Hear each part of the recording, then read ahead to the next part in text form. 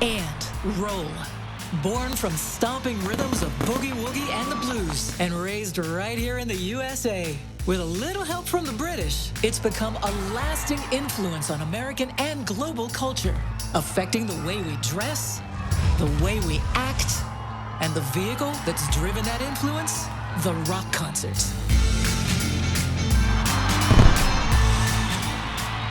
We've all seen them. We've all been to them. Huge shows with meteoric talents. Seminal events in the lifetime of any music fan. Your job is to get a ticket, go to the show, and have an unforgettable time. But whose job is it to make sure all of that happens? Behind every show, behind every unforgettable concert experience, is the concert promoter. The guy laying down his cash and his reputation to bring rock and roll music to the masses.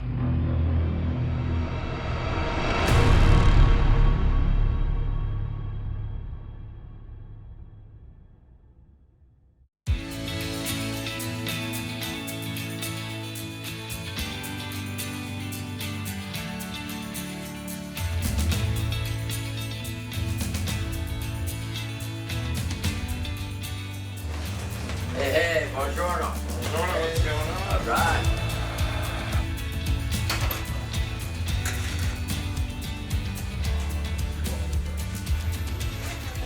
I'm here for that.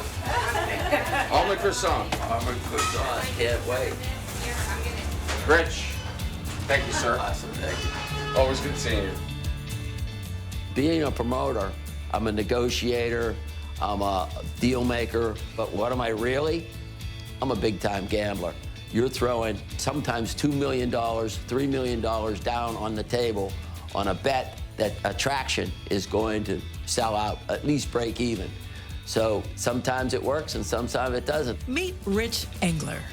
If you've been to a rock concert, or any concert for that matter, in the last 50 years, you probably owe your experience in part to this man. Rich, along with a handful of visionaries, cultivated the modern concert-going experience. Rich was the big promoter in Pittsburgh. He gets it done. Rich is an entrepreneur. He's a people's person. He's honest, which is not, well, let's don't get too fucking crazy on this one. I mean, as honest as you could be as a promoter in the music business in the 70s and 80s.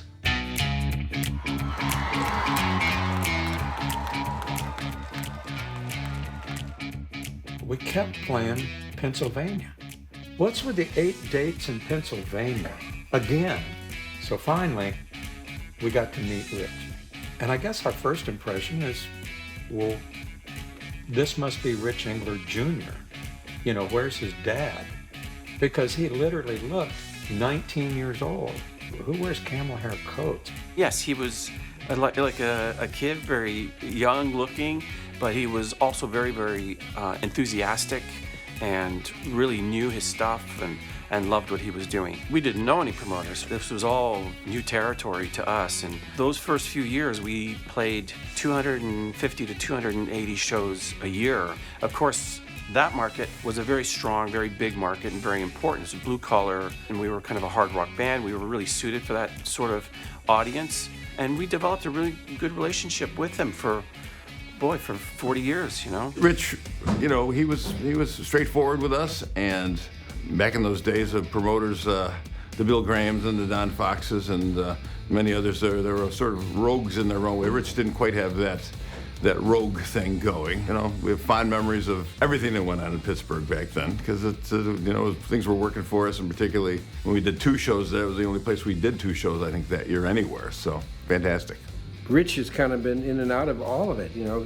From, I think the first gig we did together was '72. With Rich, you know, he's old school promoter, you know, and he knows how to get it done. Like, you know, we got a sellout tonight, you know, and I'm sure he's had a lot to do with that, and it makes a big difference. I've been knowing Rich since Roman times.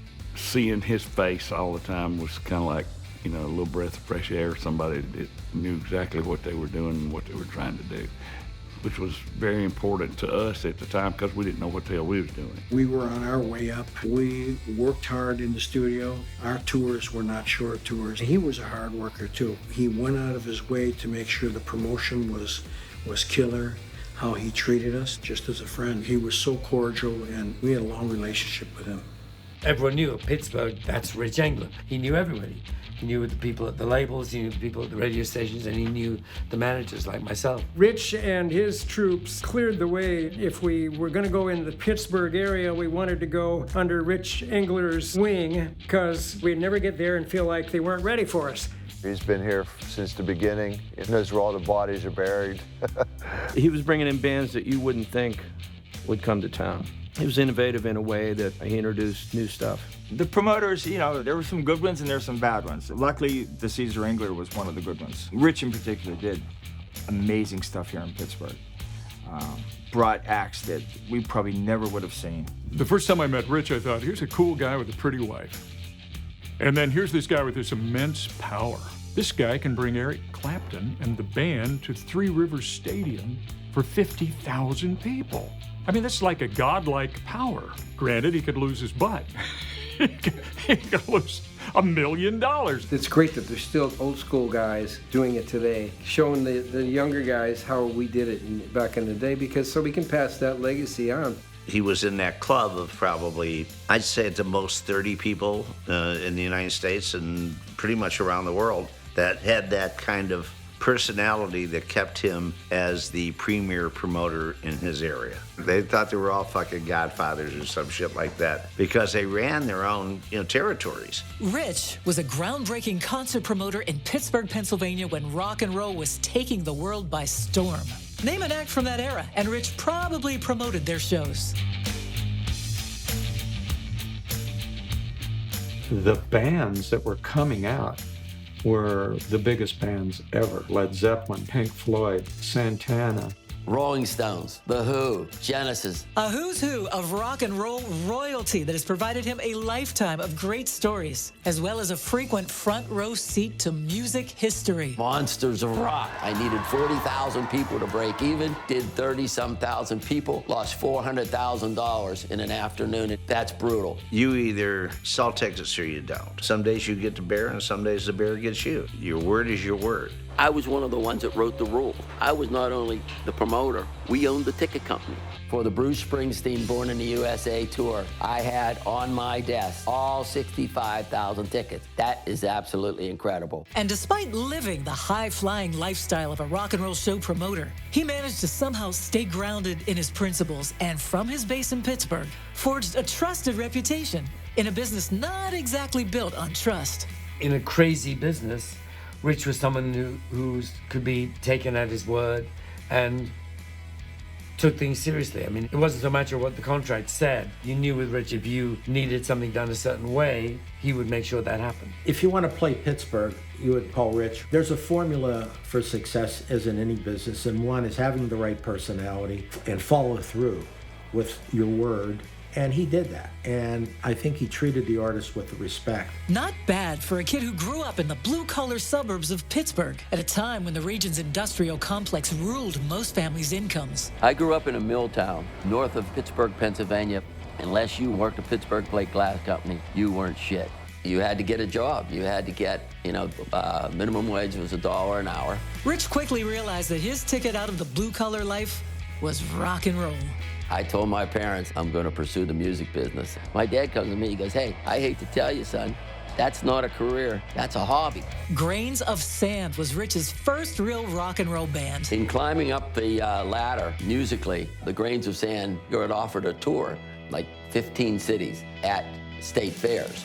Little did I know, there was only one rock and roll show, and that was on Saturday. Every other day, we would play for a strip-tease attraction. And the Barker would go, hurry, step right up for $1. You can see everything you'd like with these girls. Bring them out. And the girls would come dancing out like this. And we'd play Batman or something like it. It was like, how did I get into this situation? But I signed a contract, so we were stuck with this thing. And we drove a hearse. That was the best way to travel. So we get to the fair. We see all these people running for their lives. The head guy from the fair comes out. He goes, get that out of here. I thought he was talking about one of my members of the band. He goes, that hearse. Whenever somebody from the circus or the carnival sees a hearse, That means somebody in our crew is gonna die. Get it out of here. After paying their dues and getting their chops, Rich and the Grains of Sand got their big break. We were called upon to open for the Beach Boys. What an experience that was. We opened, and we did a great show. People were yelling, screaming. We thought, hey, we're on the right track. Next thing I know, we get another call to play with the Yardbirds. Jimmy Page, the greatest. Also on the show was Sam the Sham and the Pharaohs. And the Grains of Sand. Who knew? 65, 66. We were at Geneva on a lake playing at the Cove nightclub, and Rich came in, and he had a group. Who is it? The group was the Grains of Sand. You know, I remember him being a drummer in the Grains of Sand, seeing them on TV. They were so cool. They were the first long hair band that I remembered in Pittsburgh, like real long hair. You know, I got thrown out of school for a touch of my ear. They looked like the Kinks. They were cool. They were very cool. You knew when Rich was in the house because I'm a drummer, right? There's two cymbals. The cymbal stands are this high. You got to stand up or jump to hit these damn things, right? And then you see Rich up and down on his cymbals. It's all show and sparks, and you know. Rich was the one that really coined that around here. I mean, he did that very theatrical drumming type thing.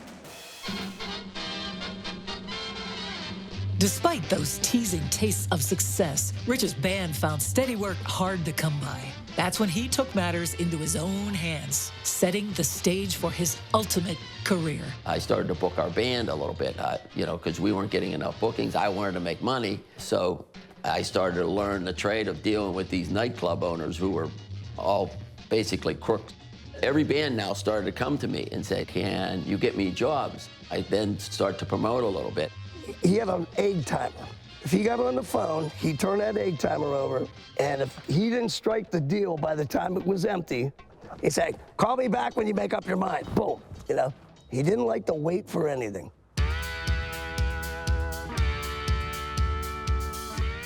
I was with a group called the Jaggers. He was playing around, we were playing around the same spots for many years. And then Rich got out of the band business and went into a booking business. He booked us in many, many places. But we've been going ever since, and yeah, we're still best friends as of now. Whenever he could help us in any way he could in promoting us, either if it was an opening act or an act that he was handling, he was there for us. He was there for us 100% all the time. Rich eventually opened his first booking agency. Rich and I have known each other since probably 1970. We go back quite a ways, and Rich started booking us. He had an agency called Go Attractions. He was the agent in town to go to, the young hip guy, you know? He was the one everybody wanted to work with. When I realized it was time to open his booking agency in 1969, I also knew I had an opportunity to be a promoter. I would sell some acts to these colleges like Johnny Winter, Edgar Winter, Blue Oyster Cult, and I would watch where they were making their mistakes.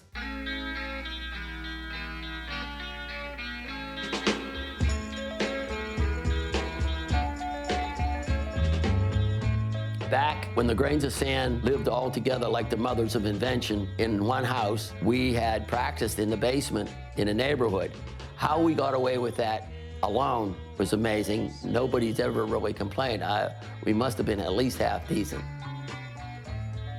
One afternoon, a friend of mine, her parents owned National Record Mart, which was one of our major ticket outlets for all of Pittsburgh. She'd always come over to the house, and she enjoyed listening to the band. So it was one day she brings this very, very cute girl along with her.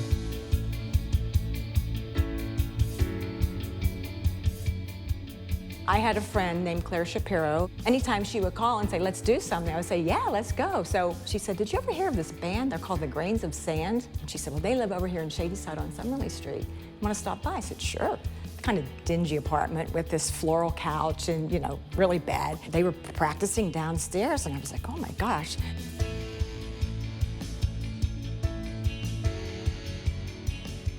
I had this big Tanuki lamb's wool, curly lamb's wool, real big thing. He had this big fur coat on with really long hair and like big sideburns here. I see this girl and I say, hey, I'm going out to get something to eat.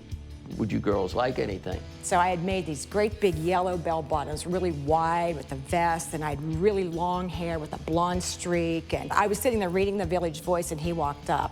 I was praying they said no because I didn't have much money.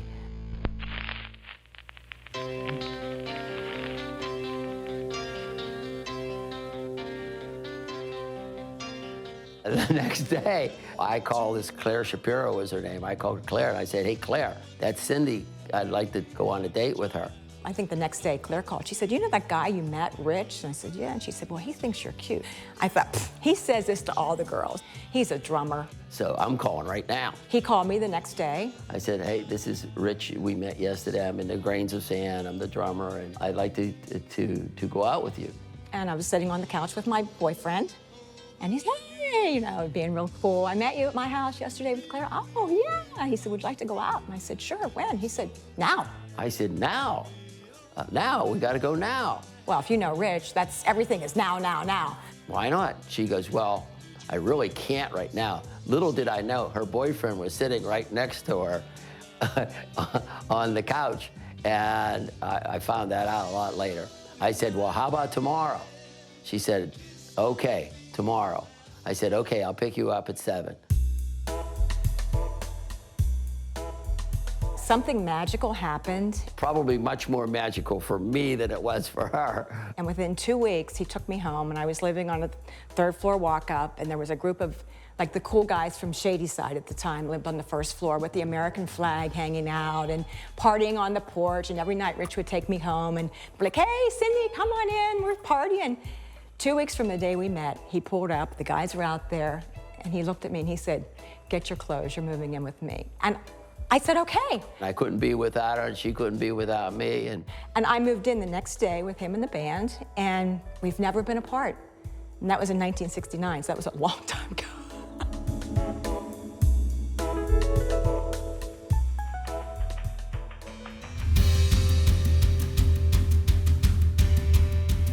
In the interim, my band was also still playing. I get a call to do Yes up in Erie, Pennsylvania. I said, guys, we're opening for Yes. The Grains of Sand will open for Yes. We had just opened for David Bowie. I brought David Bowie into town for the first time ever in Pittsburgh. Then I had King Crimson right after that. We opened for them and a couple others. So this was just so ripe and so perfect. And we're like living high. So we're up in Erie, Pennsylvania. My band's playing, I'm up there playing. All of a sudden, I see the door open for the stage door. I see the band Yes coming in, and they go in the dressing room, and then this guy with a big Tanuki fur coat comes in, and he stops to talk to the security guy, and I see the security guy goes, what he was asking him, where's the promoter? And they pointed to me on the stage, and I go, oh, gee. I said, hey, guys, we have to end now. But after that song, we stopped. I grab a towel, I run over there and bang on the door. He opens the door. He goes, are you Rich Engler? I go, yes, I am. He goes, are you the promoter? I go, yes, I am. He goes, well, you look like you were the drummer for that band. I go, well, yes, I am. And he goes, I wanted to tell you, and he's pounding me in the chest, you have to pay attention when we come in. This is the biggest band in the world, and you're out there playing drums. We want your attention. You just can't do that. These bands expect your 100% attention. I said, okay, I get it. What side of the stage do you want to be on? Do you want to be on stage or behind stage? I said, I decided right now I'll be behind stage forever. So I literally quit the band the next day. I'm now a promoter forever. I've been to approximately 2,000 concerts. The energy, the enthusiasm, the spontaneity. I'm a chef by trade. I have semi-retired recently. I've moved down to Florida on a part-time basis. However, Rich is already in this market. He actually is doing shows directly across the street from where I live. Doors open at 12:30. We have Christian superstar Michael W. Smith. Hits the stage at 2 p.m. Everybody's really looking forward to it. It's a great facility. This is a dream come true. To be able to sit in my backyard and to be able to listen to a Rich Engler show is fantastic. Even before I knew Rich Engler personally, his company completely dominated. He produced all the biggest names. I'm fortunate that he has enough time to come over to my house. I'm gonna make him a nice Italian dinner. I make my own special tomato sauce, and Rich loves it. Welcome to my villa in Florida. Come on in. Liking it. Very good. Great. Very nice. What are the chances of you buying this place right next to the park? Exactly right across the street. That's amazing. After all these years, we've bumped into one another and did things together. It was so cool to sit and reminisce about old times with Rich at my new place in Florida. We always have great discussions, but sitting with him casually over a nice dinner, talking to him about past times is just the most fantastic way for me to spend an evening. In 1969, whenever I first opened this office on Walnut Street, I had left the band at their house. I now stopped paying rent, but now I was paying double rent for this office. So I couldn't afford to get an apartment for myself and Cindy. When we met, we didn't even have a car. I was riding the bus 35 cents a time to school. I was going to Art Institute trying to live on $10 a week. So I thought, well, this office isn't very big, but I'm gonna build a partition right down the center, and I'm gonna live in the back, and it was as wide as a bed is long. We had a little cocktail table, that was our dinner table, breakfast table, and lunch. I had from college a hot plate, and I bought a refrigerator that was called Leonard from some hippies that had painted it and wrote a name on it, Leonard. So I said, hey, we're good. And then people would come into my office, and she would be back there cooking on that hot plate, and they'd say, hey, you smell food? I go, no, well, but I said, maybe a little bit. There's the gazebo restaurants around the corner, and I think some of the fumes come in here from there. The first year was the most fun I think either of us have ever had in our life. I started making money, he was making money. I mean, we thought we had it. We got through it, though. It was a wonderful time, probably one of the most wonderful of my life. I'm working out of New York City, and I come back into Pittsburgh, and I have this band, The Mind Garage. So I'm looking for a local, somebody to promote, help me in the city here. Somebody told me there's this guy, Rich Engler, that started this agency. This is a great local guy, and he had a good reputation. And a lot of people, he was in a band, even though he was a drummer, still had a good reputation. I go to Shady Side, I couldn't find a place to park, so I'm on Walnut Street, because Rich had an office with a Walnut Street address. And I drive around the back, and I'm cutting through an alleyway, and there's this young guy and a real attractive young lady, and they're carrying a mattress. And I'm looking over, and I said, hey, excuse me. I said, I'm looking for Rich Engler's, he says, I'm Rich Engler. I says, you are? I says, how you doing, Tom Causey? We shake hands, and this young, carrying a mattress. I says, this is an interesting guy. That was my first encounter with Rich. That was 50 years ago.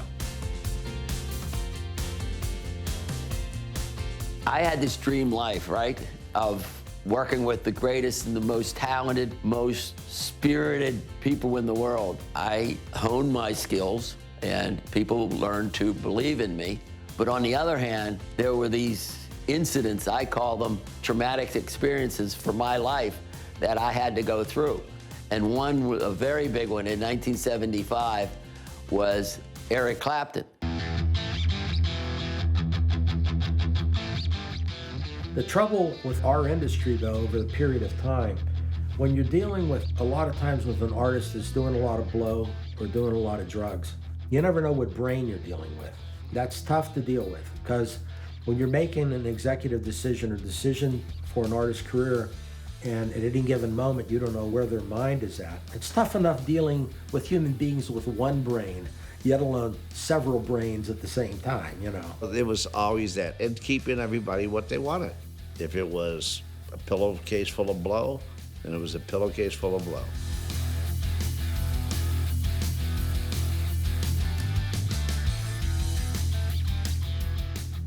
I get a call from Robert Stigwood, his manager, Eric Clapton. He wants to do some stadiums. Now, this is 1975. I think it was $200,000, which was big, big money. So I don't usually spend a lot of time with the act. I like to say hello and whatever. But I was very busy because this was my first big show ever. I mean, big. So the road manager goes, hey, Eric wants to talk to you. I said, really? Okay, let's go. Eric is like down in this couch. Hey, man, how you doing? And he goes, man, it's my birthday. I go, it's your birthday. It just happened to be my birthday. I didn't tell him. I go, by the way, you and I are born on the same day. That he goes, can we have a party later? I go, yeah. I said, we have a party. Will you come? He goes, absolutely, I'll be there. He goes, can we get a cake? So I look at these roadies, and I go, I kind of nudge them, and they kind of lift him out of the couch. The two guys help him up the steps, and the third guy comes and works his feet as they go up the steps to make sure he doesn't miss any steps. They get him up, strap the guitar on him, give him a push, and they push him out there, and he staggers out. Osmosis kicks in, he plays. So that evening, everybody's at this dingy-ass bar right outside the Liberty Tunnel, and we're all partying and drinking. Everybody's having a good time. So it's starting to get a little bit late now. It's like, he's not coming. There's no chance at this point. So some people are starting to leave, and all of a sudden, kaboom, he kicks the door open. He hits the door. He comes in. I come up, I go, hey, man, congratulations, happy birthday, you made it. He goes, yeah. He goes, where's me fucking cake? I go, it's right over there. So he walks over, gets the cake. Like a waiter, he put his hand under the cake and kind of levels it up and puts it on his shoulder. And he's like this, and he starts walking.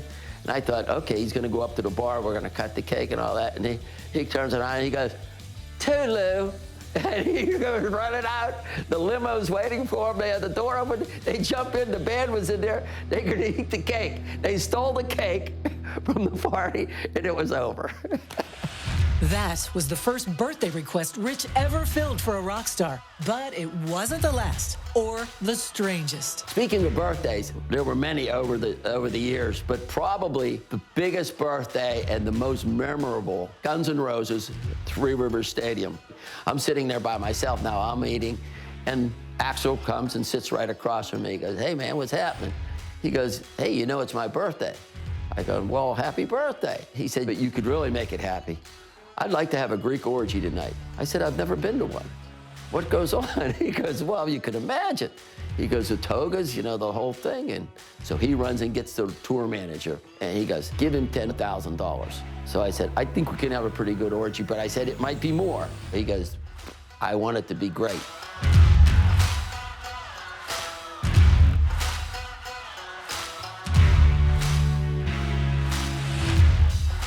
We knew where we could get these statues that some spit water out of their mouth, some peeing and all this stuff. I said, get them all. So we get the Steelers weight room. So we had stagehands go in and get all those weights out. I said, go get 20 cases of grapes and get netting.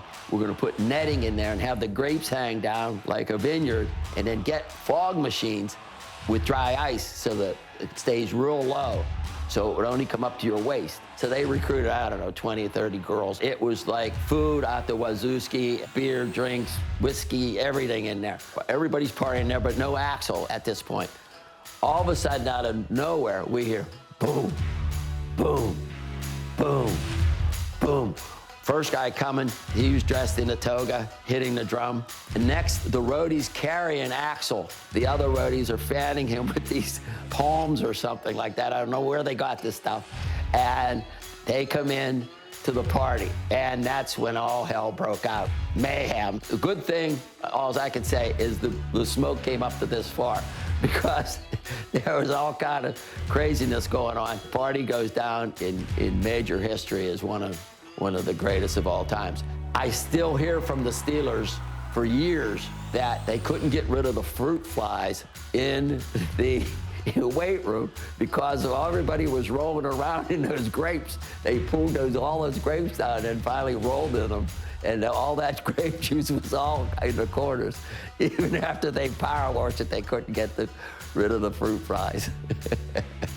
It's hard to believe, but 50+ years in the music business, even though it was all around me, I never took or tried any illegal drugs.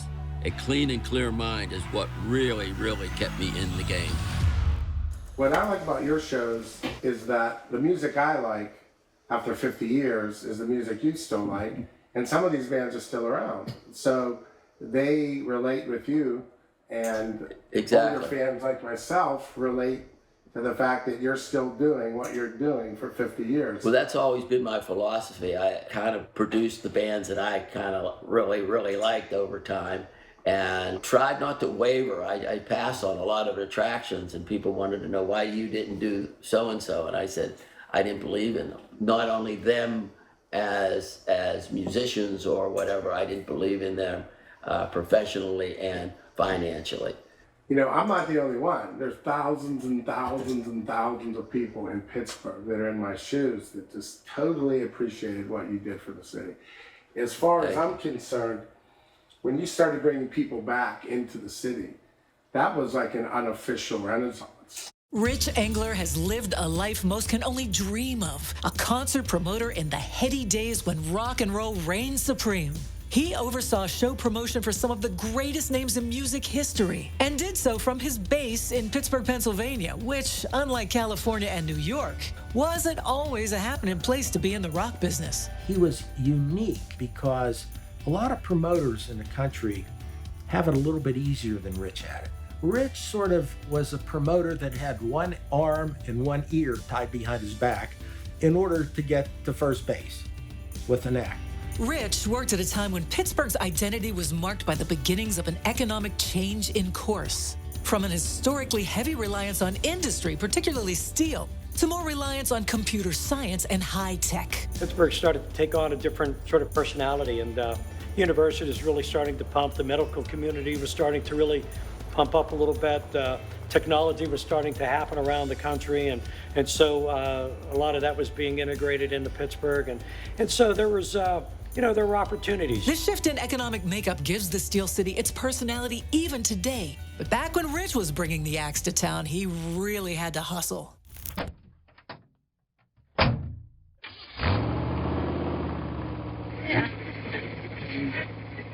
WDVE and the Caesar Engler present Led Zeppelin at Three Rivers Stadium, June 5th. The promoter's relationship with the radio station management is very one-sided because the promoters take the entire risk. But if they don't sell one ticket, the station gets paid. It used to be sort of a simpatico thing where the promoters and the radio people would work together. In the late 70s, I worked for DVE in sales. I was close enough to the scene to know what that station meant to the Caesar Engler.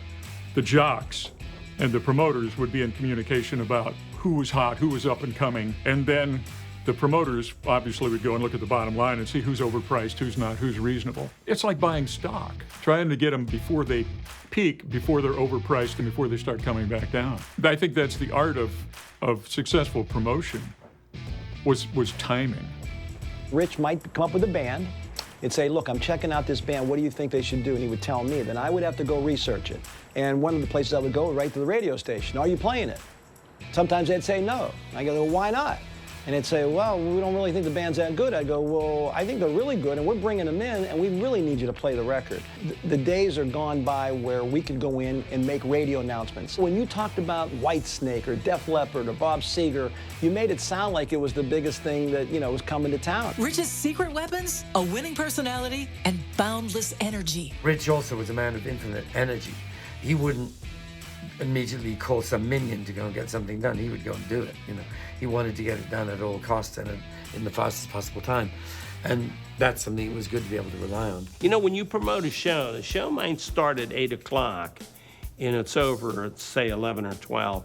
And that's all the audience knows. They don't know that it started 6 months ago and you had to work on it every day. And then you had to establish a relationship with the agents. You had to have the reputation that you would pay and sell the show out. It's tough and it's risky.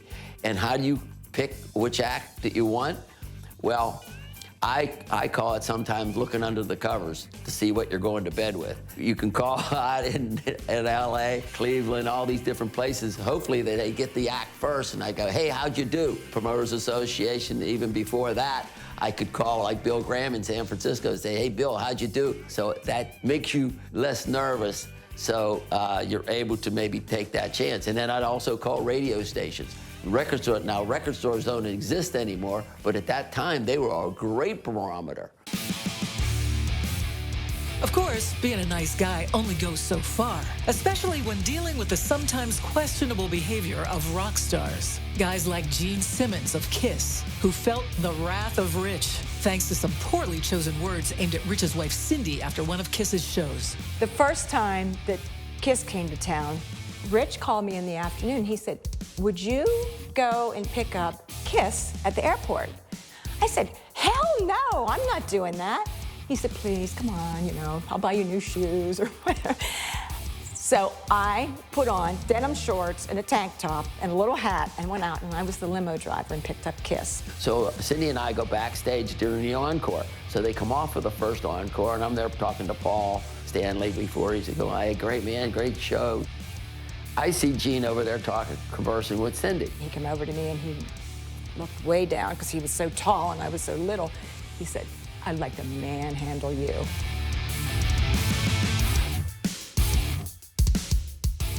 They go back on stage to play the first encore. So I go over to Cindy, I go, what was Gene saying? She goes, oh, never mind, you wouldn't want to know. I go, I want to know. I said, well, he said he wanted to manhandle me. So I could see the smoke coming out of his ears. He finished that song, he comes back off. I go over to him, I go, hey, you know that's my wife. He goes, well, like, so? Something like that. I go, well, hey, I'll do the manhandling, you play the damn bass, okay? He goes, okay, I get it. They go back on stage and get crazy. I think he was all over Cindy every time that he ever saw her. And so this went on since 1975.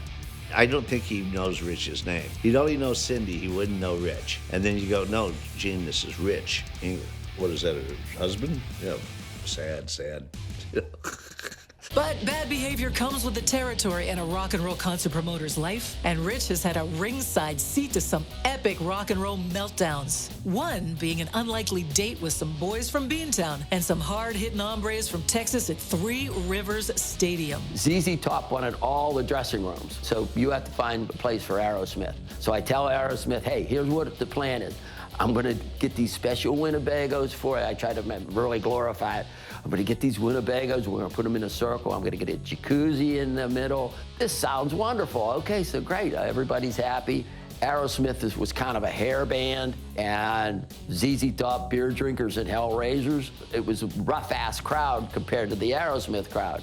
Nothing was going right. They were throwing fireworks at each other and fights in the audience. So it was time for Aerosmith to go on stage. So some disgruntled ZZ Top fan goes, these guys suck. He figured out that I'm gonna go and cut the power on these guys. They throw their guitars up in the air, and I thought, oh, they're never coming back. We find out who got in there. They arrest the kid and get the power back on. Now Aerosmith finishes their show. So I see Ed Traviseri running toward me, but like the devil's chasing him. He goes, you gotta come right now. I said, I can't. He goes, no, you have to come right now. So I go running with him, and as I come around, I see a chair coming through the windshield of the first Winnebago. Then I look at the other Winnebago next to it. It had splattered ketchup and relish and everything from the inside. They didn't break the windshield, but that Winnebago was totally trashed. And the manager, hey, this band will never, ever, ever play for you again. Never, we're never coming back to you, ever. What was the problem? So I knew what he was gonna say. I wasn't protecting that power source over there, and somebody cut the power. I was 100% wrong. He goes, you gave them the wrong color towels. We wanted light blue, you gave them dark blue. They're never playing for you again. He turns around, he goes, oh, where's my check? I go, forget about your check. When you do big shows, big things happen, I guess. But perhaps the best, or maybe the worst, story of decadent behavior comes from the tumultuous 70s when drugs and alcohol dominated the rock and roll landscape. However you could abuse your body with alcohol, drugs, whatever, it was happening. Many an act gained notoriety for their hard partying ways, including British bad boy Joe Cocker, whose appearance at Woodstock fueled a meteoric rise to the upper echelons of rock and roll stardom, a rise that was accompanied by a well-earned reputation for hitting the bottle pretty hard, as Rich found out firsthand when he agreed to promote some of Joe's concerts. The trouble started with the first show in Allentown, Pennsylvania, my production manager, Jim Harper, calls me and goes, Rich, you got to get out here right away. I said, what's the problem? He goes, Joe, he's so screwed up. He's slurring his words. He can't really walk very well. He's a mess. I go back in the dressing room, and the road manager stops. He goes, where do you think you're going? I said, hi, I'm Rich Engler. I want to talk to Joe. He goes, no, you can't talk to him right now. I said, well, is he sleeping? He goes, well, kind of. I said, well, okay, what's that mean? He goes, hey, don't worry. I've been going through this with Joe. He's gonna be okay. He'll play the show. He gets a little wasted.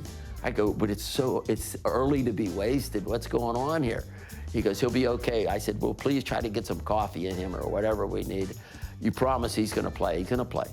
He says, I promise you. So Joe comes out a little wishy-washy, starts singing, again, a little slurry on the words and missing some cues. And next thing you know, after a couple songs, somebody hands him a bottle of wine from the audience. So anybody would offer him something, he would drink it. I see him, he's like a... From stage, he projectile vomits red liquid out about 5 feet into the audience and hits all the first 20 people in the audience. So the roadies run out like an emergency with all the towels, and they're trying to dry off the crowd. It was ugly. Now the chief of police comes and grabs me. He goes, come back here. So we go in the back of the building, and we're watching from the back, and he goes, what did you bring here? I go, how am I gonna know that the guy's gonna projectile vomit on the stage? Story gets much worse. I knew that he didn't sing You Are So Beautiful yet, so I knew he had one more song, and I was praying we could get through it. And in the song, you know, it gets real soft, where he goes, you are so beautiful, shit. And the chief of police goes, what'd he say? I said, he said he's sick. He goes, no, he didn't say he's sick, he said he's shit.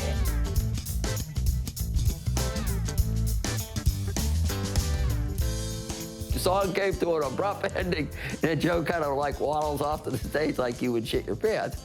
But nobody asked for a refund. I couldn't believe this. I guess maybe they were high as well. So in the morning, I get up real early, and I'm trying to get breakfast, and I open the paper. Despicable performance by Joe Cocker on the front page. The good news about Joe, cleaned himself up after several years. He came out, brought the house down with standing ovation after standing ovation, happy ending, and bless his soul, he passed away a few years ago, and he was a great talent. But sometimes, through the glitz and glamour of rock and roll shine some magic moments that forge friendships that last a lifetime. Kiss is back, Stanley Theater, with Rush opening. Wally Morowitz, the agent at ATI, begged me. He goes, hey man, I sold you this Kiss thing at a right price, and I know you're gonna make a lot of money. You gotta put Rush on. I said, I never heard of these guys. He goes, they're gonna be big. They're out of Toronto. We had played with Kiss previously in Canada, so it was nice to actually get back together. We sort of knew them a little bit, and they requested us on their tour, I think from the show that we did in London. We're waiting. Show starts at 7:30. 7:30, nothing. No sound check, no phone call. Pouring rain outside. We traveled separately from our crew at the time, so it was the truck that would have broken down. And come to think of it, that truck broke down many, many times. But I know that we were late, and there was a real kerfuffle, and Rich was concerned. Of course, you know, show goes late, then the costs go up, and the union charges more, and all of that stuff. So all of a sudden, out of nowhere, this drowned person, looked like he was in a hurricane, comes running to me. He goes, I'm Geddy Lee. I'm the leader of Rush, and we're here. I said, man, you're too late. You'd only have 15 minutes left in your show. He goes, that's okay. We'll do it. I think we set up in something like 3.5 minutes. So it was record time, and we ended up doing the gig. And that was the start of, you know, a nice long relationship with Kiss. So they quick, hurry up, set up, and they played, and the rest was history. Rush evolved over the years. Alex and I got to be fairly good friends. Every time he would come in, we'd go golfing, and we've had a lot of fun with him, and he's a great guy. A true down-to-earth rock and roller. We ended up doing the show, and it was a great experience at the Stanley Theater, beautiful theater. For its time, it was really one of our favorite places to play. Rich Engler spent his career as a successful rock and roll concert promoter. Part of his success was his honesty and sincerity, but part of it was also being a shrewd businessman. The Stanley Theater at this time was a film house, 4,000 seats. The only time you could get it was when they were dark on a Monday. They might play a film for 3-4 weeks. They would always end it on a Sunday and open up on a Tuesday. So he went to the Stanley and got a Monday night and booked a show. And I noticed that. I paid attention to the types of shows he was trying to promote. He knew more than the other guys. So I get this call out of the blue. Pat DeCesar, who's my biggest competition, calls me up and said, hey, let's get together, let's talk.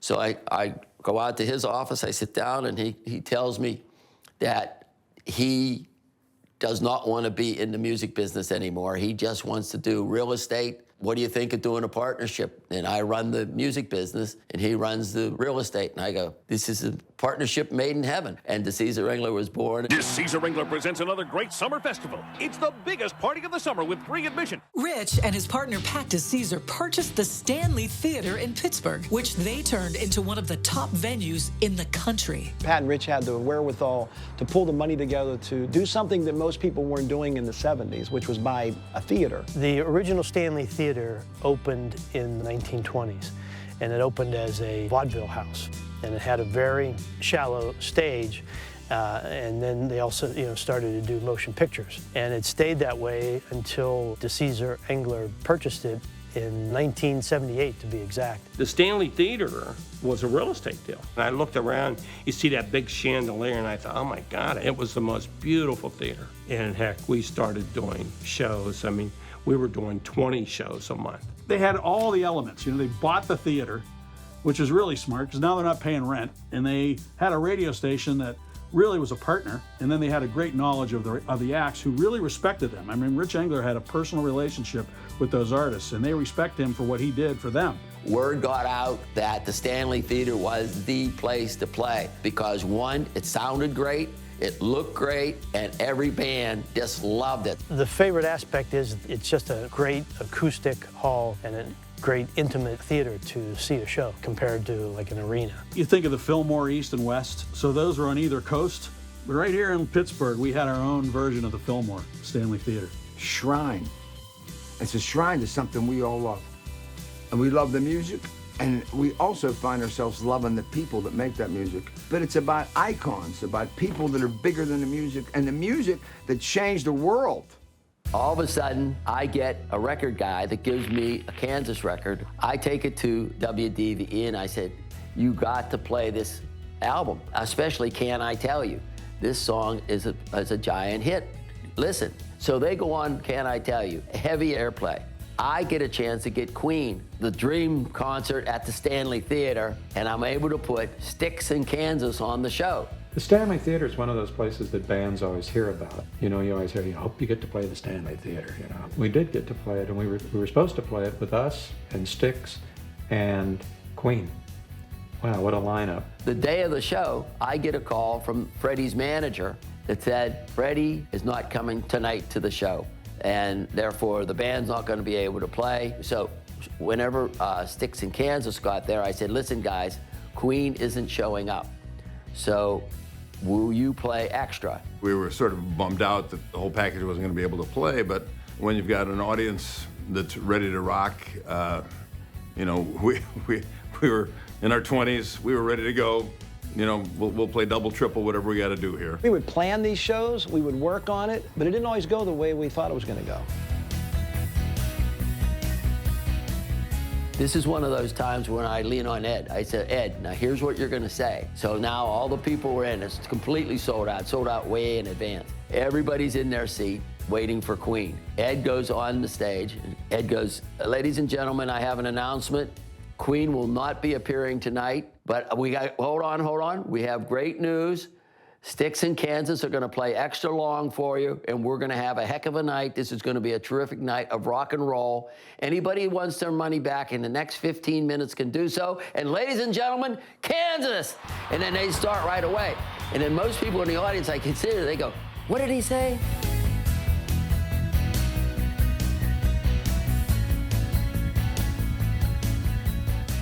Kansas is now playing, they're playing, going over big time. They end their show, and people were just like standing up, cheering and cheering and cheering. I come back and I said, hey guys, great show, you're not finished. And they go, yeah, that was our last song. I go, no, they're waiting for Can I Tell You, it's a big hit here. They go, we don't even do the song. I said, well, you have to do the song, listen to the crowd. And they go out and, can I tell you something, da da da da. And the crowd goes absolutely berserk. And that really, really put them over the top. I brought them back and they headlined after that at the Stanley. I take them to the Civic Arena, sell out 16,000 tickets, sell out and go with another show, 16,000, break Elvis Presley's record. These guys were over the top. That's really by Freddie being sick and Rich being supportive of us and putting us in the headline slot is really what changed our career, not only in Pittsburgh, but across the country. Drama would also find a home at the Stanley, as Rich and his crew would find out one night when a determined fan wouldn't let a lack of a ticket deter him from trying to gain entry. Nazareth with Love Hurts sold out, and 250, 300 people outside clamoring to get in. You have to send them away, but some people can't take no. So two characters figure out how to go into another building and jump from one building to another building to get into the Stanley Theater roof. Pried open the hatch to get down into the theater. They thought they were a long way from the theater, probably about 200 feet up. Typical evening, I would send one of our assistant managers up to the upper, what's called a plenum, up above the theater to manually start a big fan to circulate the air in the theater. He encountered two customers who had snuck into the building through the roof. So they jump off the catwalk that's up there to hide under a piece of ductwork, and one of them put his feet through the ceiling above the main chandelier. And the only thing that saved this young man from falling was a 1-inch wide piece of metal that ran through the plaster. The plaster came down and hit some people in the head. And I was like backstage, so I go out and I look up, and just to the right, I see two legs dangling through the roof. We grabbed him, pulled him up by his hair, and got him out of the hole. But now we had this big chunk of plaster dangling where the audience would be. I go down to my office now to check out the injured. So there's guys with blood and definitely needed stitches, and the one guy on the top of his head, some girl over here, and a piece of plaster hit her right over here. I said, listen, you guys got to go to the emergency room. They go, we're not leaving. This is Nazareth, man. We came here to see a show. There would have been 10 lawsuits if something like that would happen today. What happened at the Stanley stayed at the Stanley. The Stanley Theater would soon become recognized as the premier venue to play in the country. In 1978, Billboard magazine comes out. The Stanley Theater wins for the #1 theater in the whole United States. We beat the Greek, we beat Radio City Music Hall, we beat everybody. We were the #1 theater in the country the first year we were in there, and we didn't even know what happened. They sent us a #1 in the mail. We're like, wow, we did pretty good. I think what they did was they created a model for how to promote rock concerts in the country. And so you had liners, you had spots, you had promos, you had all these different categories of ways to promote the shows. And that's something that those guys mastered. They had it down, and I think it's one of the big reasons why their shows were so successful. What we found when we had this long-term relationship with the Caesar Engler was continuity, that we could expect a certain quality of the production that would be consistent every night. They could do a big arena, they could do the Stanley Theater, a mid-sized room, they could do a smaller room. The Caesar Engler was always on top of that, and when we were anywhere east of the Mississippi, they were happy to help us. Rich and Pat DeCesar were able to spread their wings, so to speak, and delve into other venues around Pittsburgh and the surrounding areas, either to strengthen their hold on the market or help a friend on a new business venture. We opened up this place called Metropole, and it was pretty aggressive. It was pretty cool. Really wanted live music to become an important part of it. So there was only one place to go when thinking about live music, especially on the scale that I wanted to do it on. And that was with Rich Engler.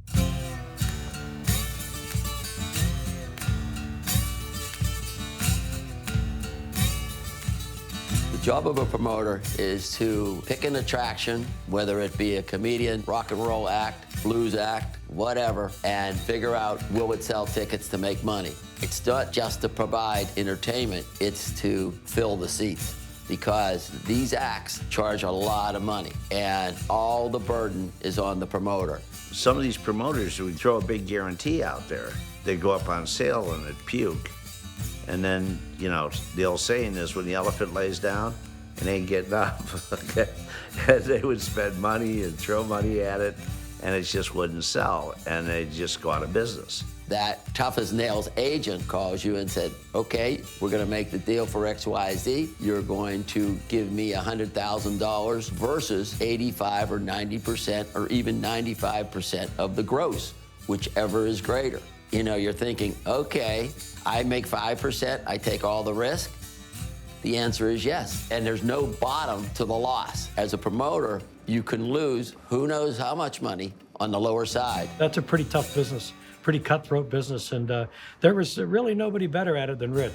He was tough, you know, but he taught me. I mean, talk about living your dream. You know, here was a guy that loved music. I got to meet all these cats, got to, you know, watch the shows, got to host it. I mean, it was just, it was a really cool time. Rich and Pat DeCesar also developed a property that was a prototype for what has become a staple venue for music concerts, the amphitheater. We opened this thing up, it held about 4,000 people, no cover. We opened with the Judds and then went on to the Doobie Brothers, Chicago, and Ringo Starr, Jethro Tull, on and on and on. And finally, Bob Dylan. Another part of Rich's success as a promoter is that he is known as someone who genuinely cares about the well-being of the rock stars he promoted. Little did he know that his compassionate demeanor would lead to a very unusual request prior to a Bob Dylan show.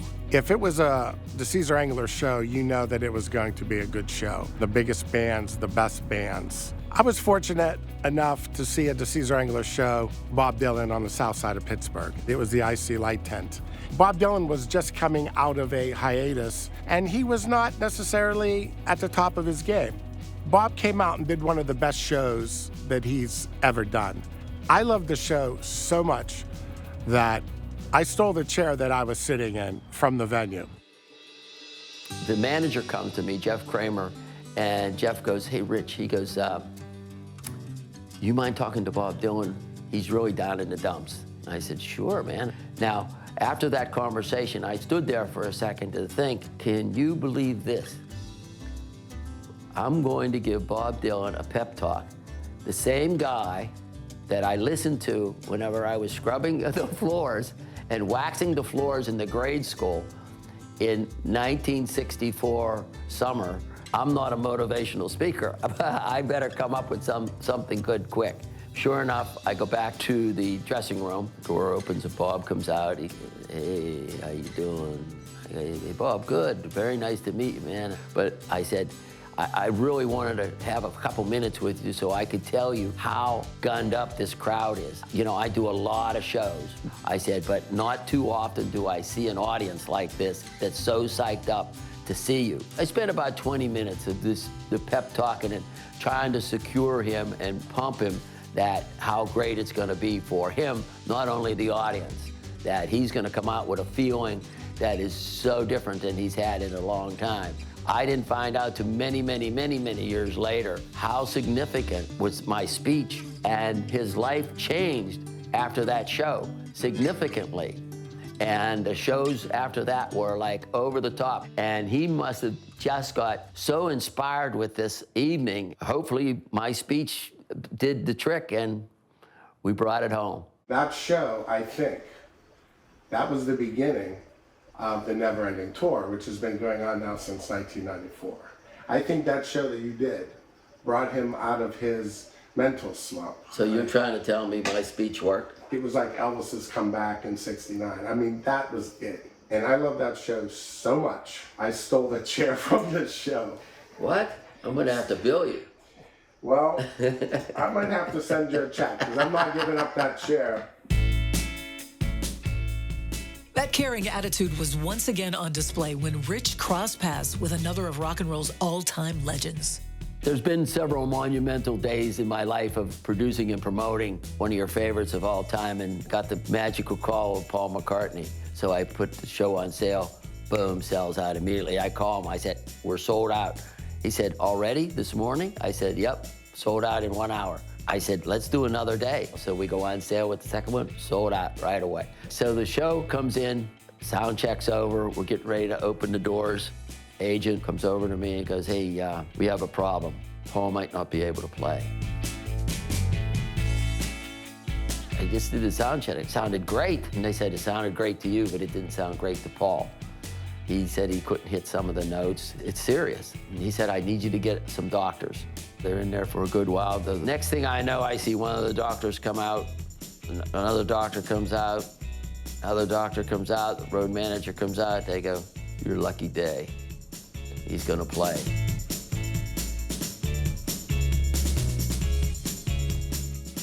It was magical. He went on, he was gracious. He came out before to meet me, and we had a great conversation. He didn't forget about us. At the end of the tour, he invited my wife and I, Cindy, to Chicago at Soldier Field for the after-show party. We had a great time with he and Linda and the whole gang.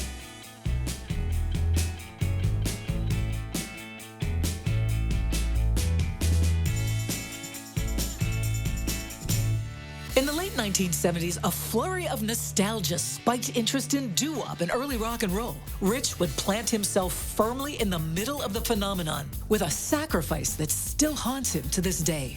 Woodstock takes place, the hippest, greatest acts in the world. Somebody came up with the idea, everybody's gonna be drunk and stoned and on LSD, acid, whatever. Let's spoof them, let's put this doo-wop act out there called Sha-Na-Na. It not only blew their mind, people loved it. They're going crazy, like, this is great. Fast forward several years later, they get this TV show. NBC signs them to a multi-year contract every Saturday night on NBC at 7 p.m. Who's been doing a lot of Sha-Na-Na shows? Rich Engler and Caesar Engler and the gang. We were loving them.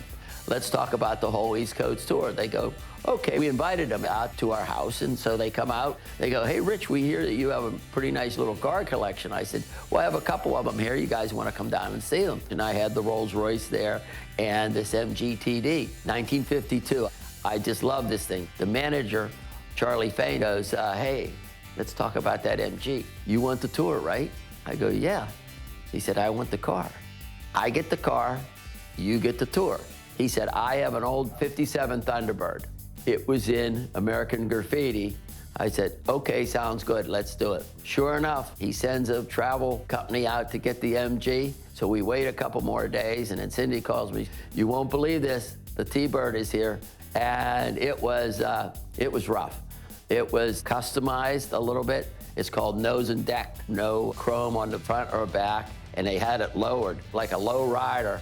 I said, hey, it's a deal. At least I got the tour. We started in New York City, 25 cities. We blew it out of the water, and we made a lot of money on the tour, so it was well worth it. But I still miss that MG. Rich Engler's life as a rock and roll concert promoter in Pittsburgh, Pennsylvania brought him a life of excitement, glamour, and epic encounters with some of music's most iconic stars. But perhaps the most memorable and poignant moment of his career came when he promoted a show for Bob Marley, a show that would ultimately turn out to be the reggae legend's last show ever.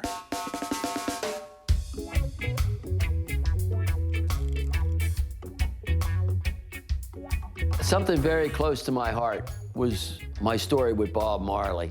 Bob was a crusader for what he believed in his music, as I was getting music out and played. No radio stations would touch reggae. Well, the radio can make an artist, and it's done it many, many times. You stick it in people's ears and trumpet it out, tell people how important it is and how significant it is. The business does that, but that has nothing to do with what's real. You know what's real? Standing up in a room full of strangers, give them 3 or 4 hours of music they never heard before. So I took a Bob Marley record to WDVE and the other stations in town. I said, you have to play this stuff. This is a part of our generation. You just have to play it. They go, we're not playing it. It's not rock and roll.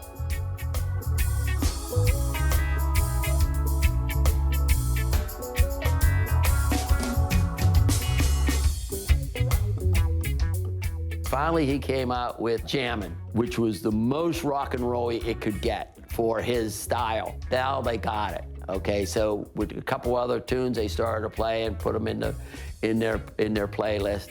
So we started to gain some momentum. So now I booked this show, and show sells out right away at the Stanley Theater.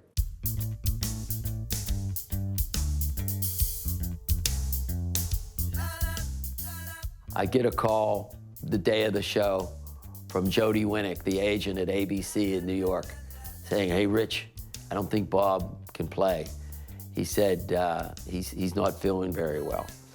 He did not tell me that he collapsed in Central Park the day before running and exercising. So I wait. So about 2 in the afternoon, he calls me back. He goes, they're coming. He goes, Rita is livid, does not want him to do this, but he wants to do it.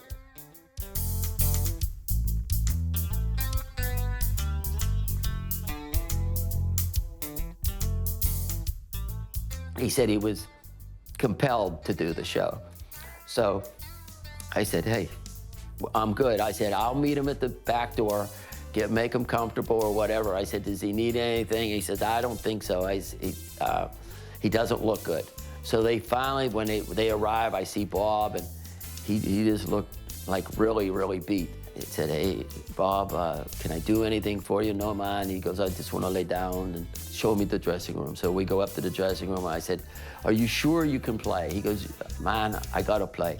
He goes, my band needs the money. He said, I got to play the show. I said, okay, we're good. I said, if any time you can't do it, you tell me, we'll postpone it.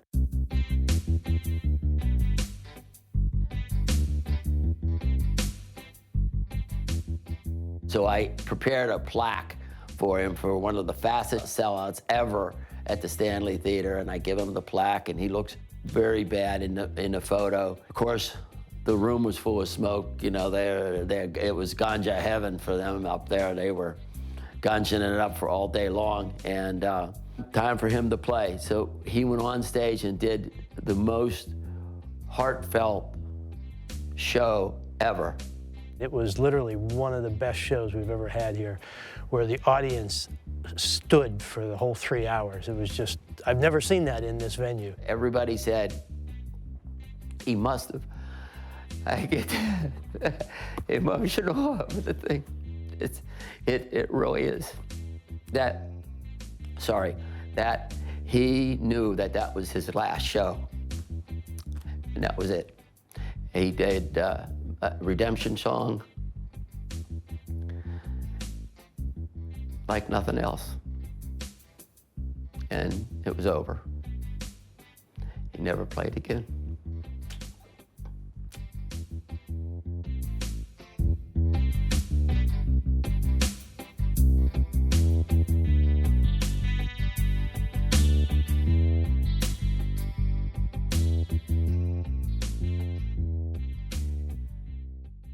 By any measure, wealth, notoriety, a place in rock and roll history, Rich Engler's life has been a success. From his blue-collar upbringing in Western Pennsylvania to his journey through the stratosphere of 20th century rock and roll.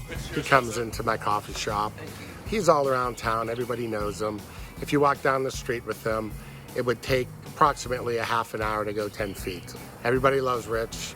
These qualities that he has, I am positive that this is what made him such a successful businessman in the music field. I have a tremendous amount of respect for him. We not only were business partners in so many ways, but we became friends, and we're friends to this day. And I owe him a lot. I really do. I really owe him a lot. He was instrumental in making me, helping me become successful at what I did. What a team it was. I mean, in all honesty, what a team. And we were able to change the way people thought about entertainment and the way they thought about each other. I mean, you didn't become Rich Engler without knowing your market and knowing the music industry in general. His word was his bond. There may have been some sketchy aspects to the business, but on the other hand, if Bill Graham or Rich Engler said, yes, I will take care of that, it was done. He still has that youthful enthusiasm that he had when we first met him. And we saw his kids grow up. I mean, we've known him for 40 plus years. So certainly to see Rich's name on an offer, that's a good thing. Rich and I had a great partnership. All the years that we were together, more than 25, we never had one argument. I trusted him, he trusted me. I valued his opinion. I knew what he was talking about. But the beautiful thing about those guys is that their legend lives on forever.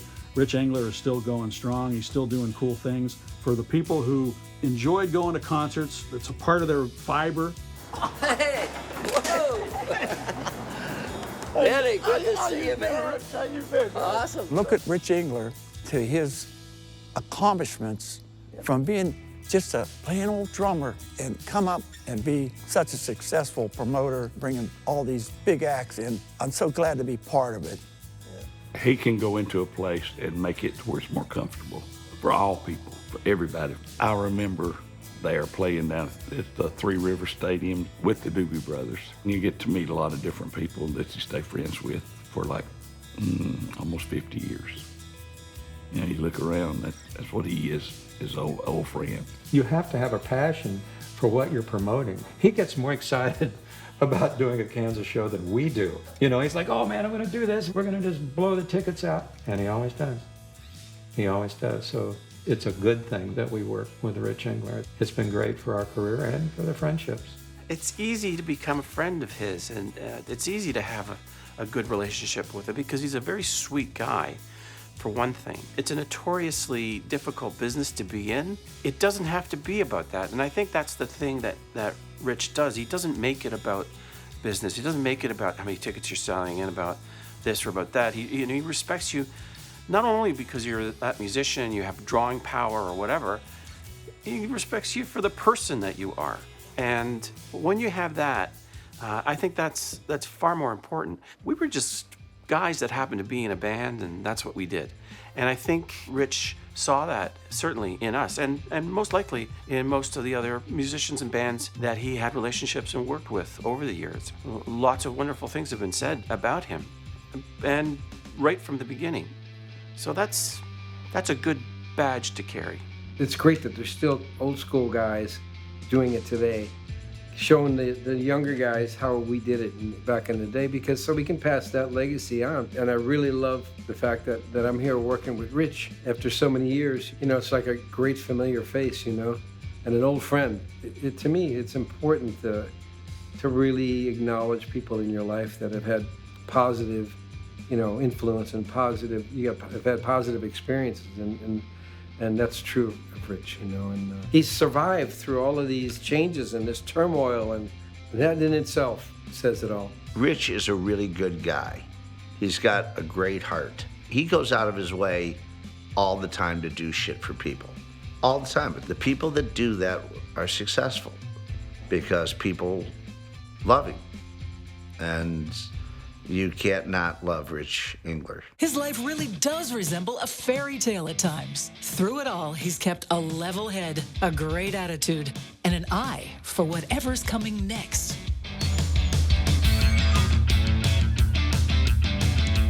I met Rich at a gig I had in Fort Myers. He liked my music, and we stayed in touch the next few months when I started actually producing it more. We started really working together probably August of 2021, and here we are now.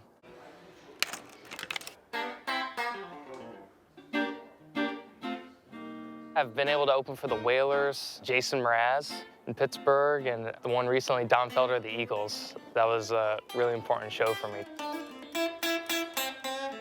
I'm in Nashville right now to play my songs for some people. Rich has heard them and he's liked them, so offered to shop them around and see what everybody thinks. Here we are in Nashville to a legendary Manuel who created garments, coats, jackets, outfits for rock, country, jazz, every royalty. And of course, with Johnny Jensen is going to be one of those in a Manuel outfit. Johnny, don't be getting 15. Exactly. No. 15. That's cool, man. You save on material. Exactly. Yeah. We're just getting him measured up, and we can't wait.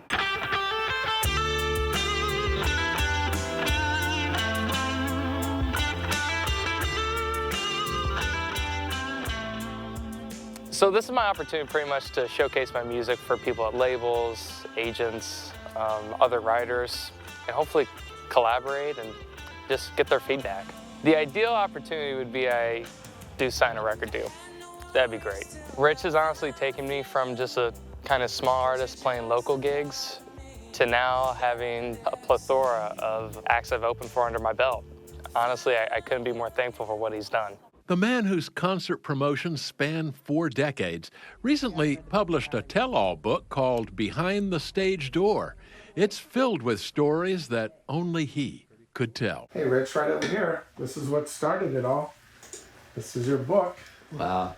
When I put this book together, everybody wants to know what goes on backstage. And every time I tell a story, everybody goes, you need to write a book. So you hear that so many times, you say, I'm finally going to do it. So I did it. And what the format, it kind of jumps around, but it really doesn't. I kind of did it like a band does a show. You start with some very, very good songs. You dip down in the center with some more philosophical, heartfelt songs, and then with some killer stories. It was an amazing adventure going through this whole thing, doing the documentary. Very humbled by the whole experience, actually. And it's been quite a journey, 50 years. Wow. I can't even believe it myself. And to still be doing it after 50 years, you are a true survivor. I'm asked, how many concerts have you done over your career? I stopped counting around 6,000. Well, here we are. Look at this. Finally. What God gave us after several days of rain. It's here, the Art and Music Festival of Sewickley. Street's gonna be full of people. The lineup is second to none. It's gonna be big. It's gonna be fun. Can't wait. Rich is all about the community. When I know he was producing the show, Sewickley Arts and Music Festival, I was very happy. Wonderful local music, some up-and-coming talent, and again, Rich volunteered his time and knowledge to make the Sewickley Arts and Music Festival a huge success. I do a lot of charity concerts. Put them together, I book them. And 2 of the special ones that I do every year is the HM3 Charity Celebrity Concert for the Patrick Hampson family. Also, the Rock, Reggae, and Relief Charity Concert for the Lucas Pyatt family. Great festival all day long. I produce every show like it's my first show and maybe my last show. My heart is in it 100%. You can be good and you can say all the right things and have all the right marketing and all that, but it really takes a great promoter to take that message to the people, and Rich is great at that. When he looks back on his amazing career, it's not the money or the parties or the rock stars for which he's ultimately thankful. You know, after all said and done, at the end of the day, we climbed Kilimanjaro, sold the Stanley Theater, sold my business, great house, great property, car collection, all these things, they're just things. That the real importance of life is family, the kids, grandkids, and the love.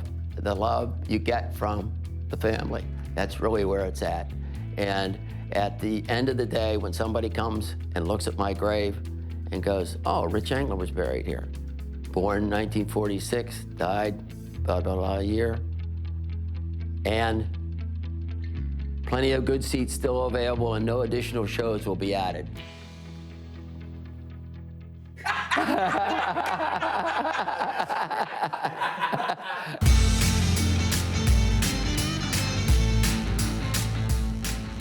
Yo, this is Jocko from Sha-Na-Na, Rich Engler.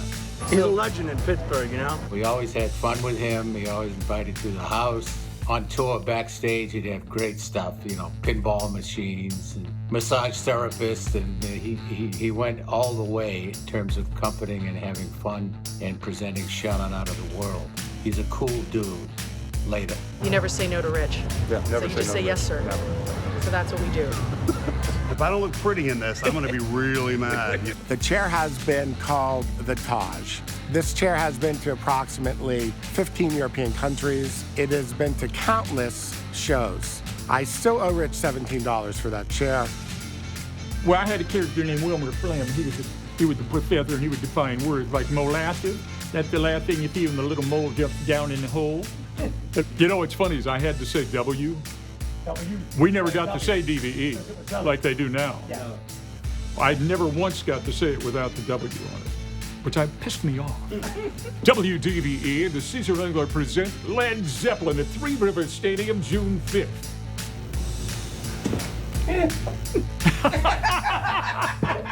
The beast from the east, the wop with the bop, the guinea with the skinny. It's like people say, well, Jesus, you built this empire with Kiss and the merchandising. How do you guys do this? Is Gene just the smartest guy in the world? I go, well, yeah, because what we do is very scientific. What we do is we find shit that people buy, and then we put Kiss on it. This guy, Wayne Petzwater, was Sammy's bass player. He said they were on the bus, and Sammy's getting off, and the bus driver says, Sammy, do you have change for a 50? Sammy says, man, a 50 is change.